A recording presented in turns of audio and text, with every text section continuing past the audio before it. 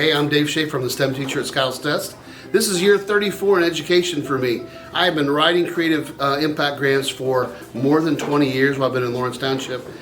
My curriculum is driven by what I can do with those creative impact grants. My latest one is a geocaching creative impact grant. So we already have some geocaches in our woods here. We have a beautiful piece of property here at Skiles Test.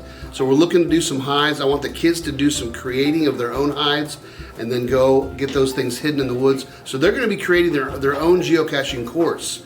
We're right in the midst of doing 2 escape rooms. So I wrote an impact grant a couple of years ago for escape rooms.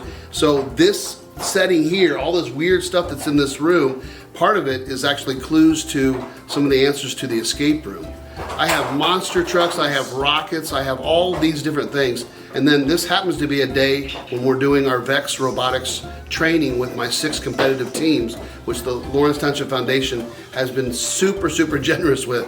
Sponsoring teams, sponsoring equipment, getting our robots in.